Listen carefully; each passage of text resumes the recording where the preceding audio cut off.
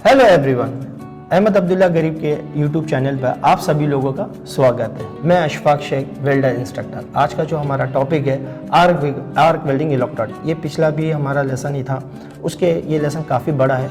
इसको 2-3 हम टॉपिक में हम लोग उसको कवर करेंगे। ओके, आज का जो हमारा टॉपिक है इस लेसन के अंदर है वो आर्क लेंथ ऑफ इलेक्ट्रोड है, इलेक्ट्रोड डायमीटर है, क्लासिफिकेशन ऑफ इलेक्ट्रोड है।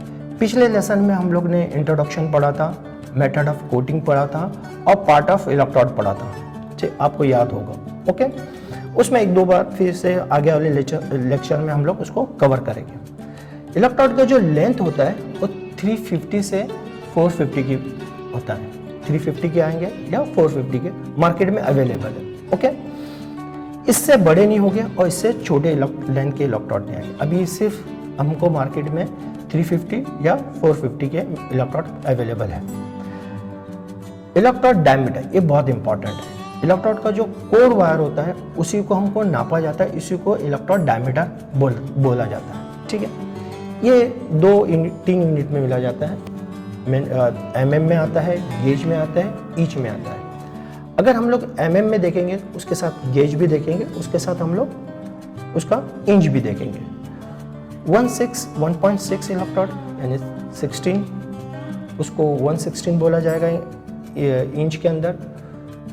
2 mm 14, 516, 2.5 mm electrode, 12 gauge 332, 3.15, 10, 18, 4, 8 gauge 532, 5 mm 6, 316, 6, 4, 732। ये कोर वायर का इलेक्ट्रोड मतलब डायमीटर है। ज़्यादातर इस टाइप के इलेक्ट्रोड डायमीटर को बोला जाता है। आज इंडियन इंडस्ट्री में के अंदर ये भी 16, 14, 12, 10 गेज ये नंबर हम लोग बोलते हैं। ठीक है, अब आते हैं क्लासिफिकेशन इलेक्ट्रोड। इलेक्ट्रोड सिर्फ 2 टाइप के होते हैं, एक कंज्यूमेबल इलेक्ट्रोड होता है, एक नॉन कंज्यूमेबल इलेक्ट्रोड। इलेक्ट्रोड का काम हम लोग ने इंट्रोडक्शन में देखे हैं। इंट्रोडक्शन में क्या था कि हम लोग ने इलेक्ट्रोड का काम क्या होता है, एक तो हार्ड आर्क बनाने का काम करता है, हीट देने का काम करता है, करंट सर्किट पूरा करने का काम करता है। साथ में एक काम ये होता है कि ये कंज्यूम हो जाता है। इलेक्ट्रोड में दो खासियत होती है, एक तो कंज्यूम होगा या कंज्यूम नहीं होगा, मगर दोनों का काम एक ही जैसा होगा। जो कंज्यूम हो रहा है वो जॉब का स्ट्रेंथ बढ़ा रहा है, और जो कंज्यूम नहीं हो रहा है उसके लिए अलग से फिलर रॉड हम लोग देते हैं। हम लोग इसमें देखेंगे कि कौन सा इलेक्ट्रोड कंज्यूम होता है, कौन सा इलेक्ट्रोड नॉन कंज्यूमेबल होता है। ठीक है, कंज्यूमेबल इलेक्ट्रोड ये हीट देगा, आर्क देगा, मेटल को मेल्ट करेगा, करंट सर्किट पूरा करेगा और साथ में मेल्ट हो जाएगा। इसके ऊपर फ्लक्स कोटिंग भी होती है या नहीं भी होती है। कंज्यूम इलेक्ट्रोड 2 टाइप के होते हैं, एक कोटेड इलेक्ट्रोड जिसमें फ्लक्स कोटिंग चढ़ी हुई होती है, बेयर वायर इलेक्ट्रोड जिसमें फ्लक्स कोटिंग नहीं होती, एक मेटल की वायर होती है। ठीक है, फ्लक्स कोटेड इलेक्ट्रोड ये 2 टाइप के होते हैं, एक होता है वेल्डिंग इलेक्ट्रोड, दूसरा कटिंग इलेक्ट्रोड। यानी फ्लक्स कोटेड इलेक्ट्रोड जो होते हैं ये वेल्डिंग के लिए भी किए थे, यानी 2 मेटल को जोड़ने के लिए भी किया जाता है और मेटल को कट करने के लिए भी इसका इस्तेमाल करते हैं। तो ये 2 टाइप के मिलते हैं, कटिंग इलेक्ट्रोड भी मिलता है और वेल्डिंग इलेक्ट्रोड भी मिलता है। बेयर इलेक्ट्रोड ये 2 टाइप के होते हैं, सॉलिड इलेक्ट्रोड होता है, फ्लक्स कोटेड इलेक्ट्रोड होता है।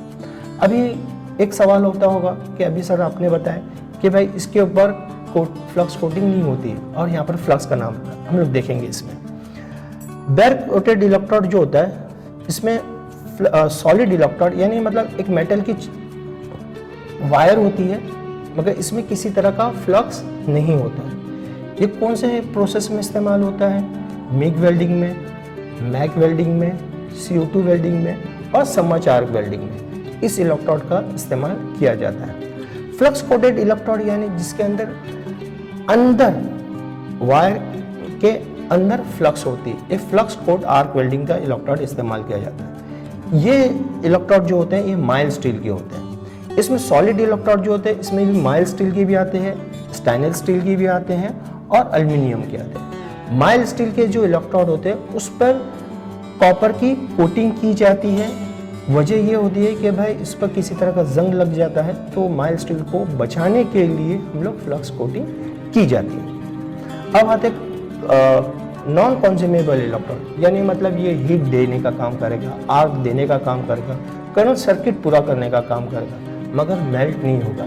मेल्ट करने के लिए जॉब के स्ट्रेंथ को बनाने के लिए हम लोगों को एक्स्ट्रा फिलर रॉड दिया जाता है। ये इलेक्ट्रोड दो जगह इस्तेमाल होते हैं, दो प्रोसेस में इस्तेमाल होते हैं। एक carbon arc welding electrode carbon arc welding process में इस्तेमाल होता है और दूसरा तीसरा हमारा प्लाज्मा वेल्डिंग में इस्तेमाल होता है।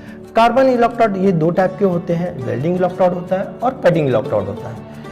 अभी कार्बन इलेक्ट्रोड इंडस्ट्री से ख़त्म हो गया क्योंकि वेरी फर्स्ट जो इन्वेंट हुआ था वो कार्बन इलेक्ट्रोड हुआ था। कार्बन इलेक्ट्रोड में को वेल्ड करने में, वेल्डिंग में इस्तेमाल करने में काफ़ी डिफेक्ट आते हैं, मेटल की प्रॉपर्टीज चेंज हो जाती है, इसीलिए इस इलेक्ट्रोड का इस्तेमाल अभी इंडस्ट्री में नहीं किया जाता है। टिक वेल्डिंग जो टंगस्टन इलेक्ट्रोड होता है ये इंडस्ट्री में सबसे ज़्यादा आजकल इस्तेमाल हो रहा है, जो दो प्रोसेस में होता है, प्लाज्मा वेल्डिंग में और टिक वेल्डिंग प्रोसेस में। ये तीन टाइप के आते हैं, प्योर टंगस्टन इलेक्ट्रोड आता है, थोरेटेड टंगस्टन इलेक्ट्रोड आता है और जिरकोटेड टंगस्टन इलेक्ट्रोड आता है, यानी जिरकोनियम टंगस्टन इलेक्ट्रोड आता है। प्योर टंगस्टन इलेक्ट्रोड और जिरकोनियम टंगस्टन इलेक्ट्रोड ये डीसी वेल्डिंग प्रोसेस में इस्तेमाल होता है, टिक वेल्डिंग के डीसी का इस्तेमाल हम लोग एल्युमिनियम को वेल्ड करने के लिए किया जाता है, ठीक है। थोरेटेड टंगस्टन इलेक्ट्रोड ये स्टेनलेस स्टील और एमएस को यानी माइल्ड स्टील को वेल्ड करने के लिए इस्तेमाल करते हैं। इस इलेक्ट्रोड का इस्तेमाल डीसी पर किया था, टिक वेल्डिंग के डीसी पर इसका इस्तेमाल किया था। आई होप कि आज का ये टॉपिक आपको समझ में आया होगा। आगे हम लोग इसको आगे का जो टॉपिक है हमारा factor of electrode, selection of electrode और इसके अंदर जो और टॉपिक जो आएंगे वो हम लोग नेक्स्ट लेसन में पढ़ेंगे। आई होप कि आज का लेसन आपको समझ में आ गया। इसमें जो लोग नए हैं वो लाइक कीजिए, सब्सक्राइब कीजिए, नीचे बेल के बटन को दबाइए। Thank you.